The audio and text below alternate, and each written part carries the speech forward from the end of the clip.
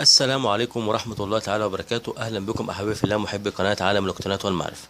النهاردة إن شاء الله معانا فيديو من فيديوهاتكم الخاصة بقناتكم قناة عالم الإلكترونيات والمعرفة.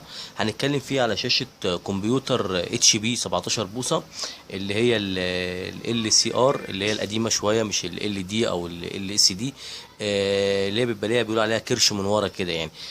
هو معلش طبعا للاسف انا والله بعد ما صورت يعتبر الفيديو اللي هي طريقه فك الشاشه وكده، اتفاجئت ان للاسف الكاميرا الميموري بتاعتها كانت مليانه فما سجلتش حاجه يعني. فان شاء الله حابب اوريكم الطريقه بتاعتها في تقفيلها باذن الله. طبعا دلوقتي طبعا معانا الشاسيه زي ما احنا شايفين كده. طبعا بعد ما حللناه وطلعناه وفكينا كل الاسلاك اللي فيه والضغط العالي اللي هو خاص بالضغط العالي بتاع اللاين. تمام. وده طبعا لازم نغلفه بحاجه ونبعده شويه عننا عشان خاطر ما ايه، واحنا بنعمل تيست او حاجه على السيريا او كده ما يعملش مشكله ويلمس معانا الحاجه فيضرب معانا. طبعا عندنا المشكله. طب هي ايه المشكله؟ الشاشه كانت شغاله كويس، الزبون بيقول لنا ان هي كانت شغاله كويس، وفجاه جت معاه ما بقت تعمل صوت تكتكه جامده وما بتعرضش اي بيانات على الشاشه. تمام. اول ما بيوصلها بالكمبيوتر، ولو مش موصلها بالكمبيوتر بالكابل بتاع الكمبيوتر بيسمع صوت وهو طافي الباور، صوت تكتكه جامده. طبعا هوريكم دلوقتي المشكله عندنا. طبعا احنا وصلنا على السيريا معانا. تمام. هنبدا دلوقتي ان احنا نوريكم المشكله معانا.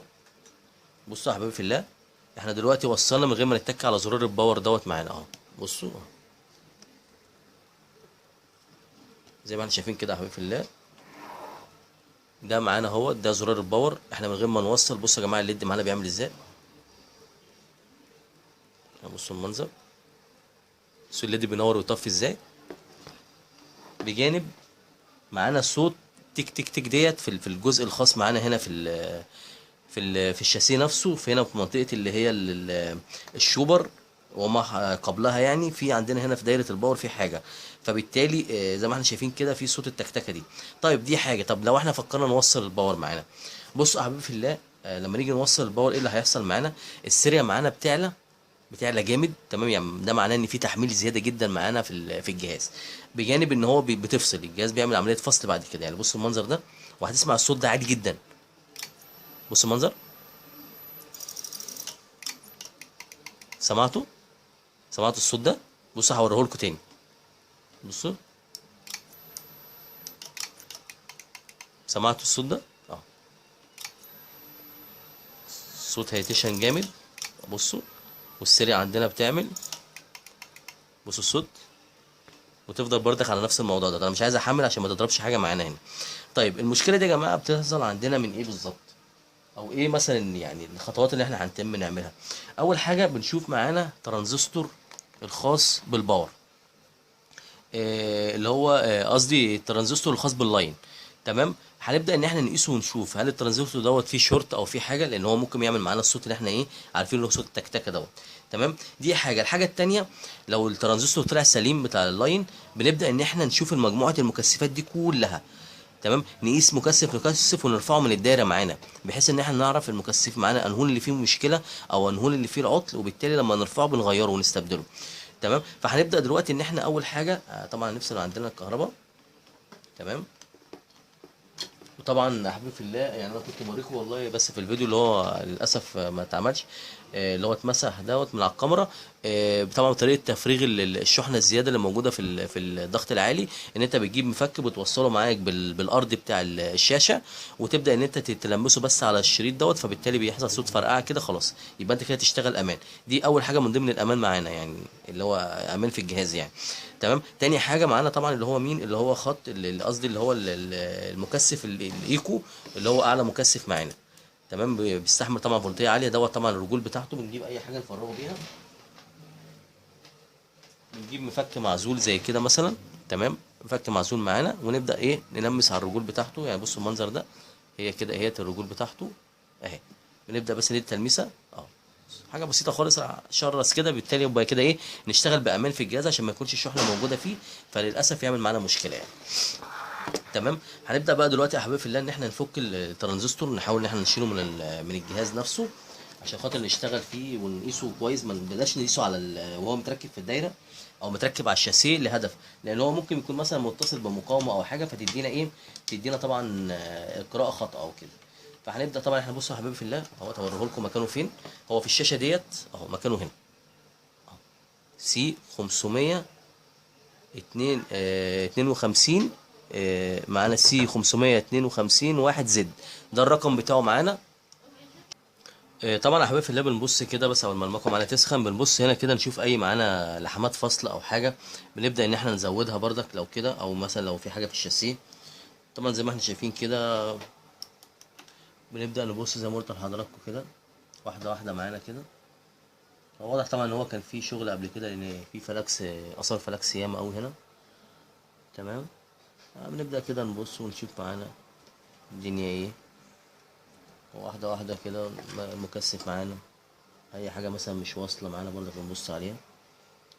تمام.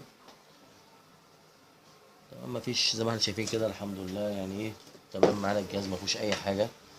طبعا نبدا بقى نرفع هنا معانا الاي سي اللي هو الخاص بالترانزستور، قصدي اللي هو ترانزستور الخاص باللاين عشان نقيسه بره. زي ما احنا شايفين يا حبيبي في الله كده، طلعنا معانا الترانزستور الخاص باللاين اهوت. تمام. خدناه معانا، وهنشوف دلوقتي جبنا طبعا معانا الافو، طبعا على وضع قياس الصفاره او الديود او البزر اهوت. تمام. هنبدا دلوقتي ان احنا نجيب معانا الطرف اللي هو الموجب، هنحطه في اول رجل معانا من الشمال. تمام. وناخد معانا اللي هو الطرف السالب بتاع الافو، ونبدا نقيس كده معانا في النص. تمام. عطانا قرايه هنا، عطانا قرايه عاليه. الطرف الاخير برضك عطانا قرايه عاليه. على فكره هو المفروض ما يديش القرايه دي كلها، يعني المفروض ترانزستور لاين يدي قرايه صغيره. تمام. طب هنعكس دلوقتي، نحط السالب مكان الموجب زي ما احنا شايفين كده، نحط هنا السالب. طبعا معانا هنا المفروض بقى لما نعكس كده في النص ما يديش معانا قرايه، وفي الاخر يدي قرايه اميه صغيره. طب هنا ما عطاش معانا قرايه، في الاخر برضو ما عطاناش هنا قرايه، المفروض هنا يديني اميه صغيره. لا، كده الترانزستور ده يا جماعه مشكوك فيه، حاسس كده ان الترانزستور ده فيه مشكله. تمام.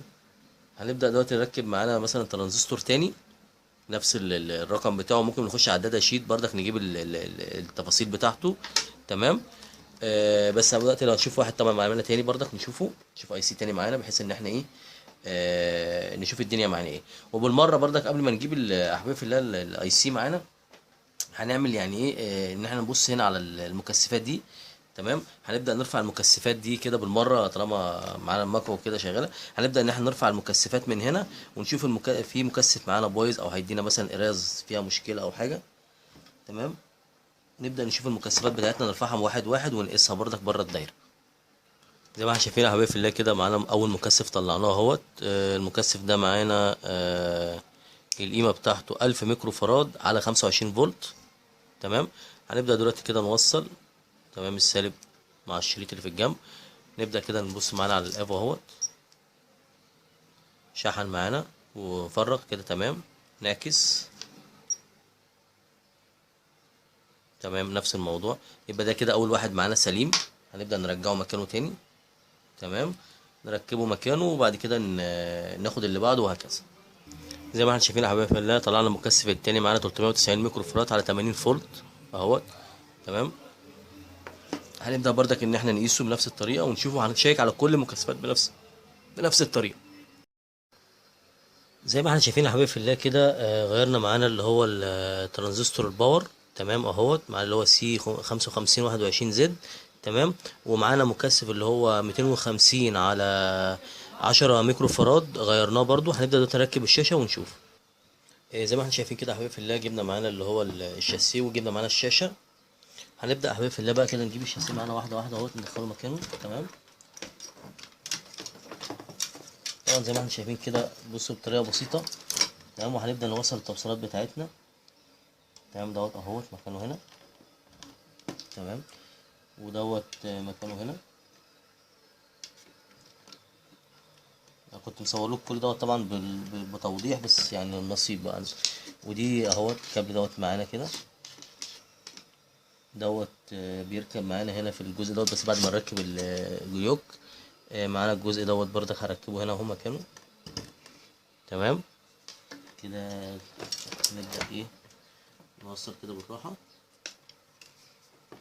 تمام. هنبدأ بقى هنا نركب الجزء الخاص بالشاشة معانا اهو. طبعا بالراحه كده يا جماعه عشان ما يتكسرش او يحصل له حاجه. طبعاً شايفين انتوا كده بالراحه، نركب بس الجزء ده معانا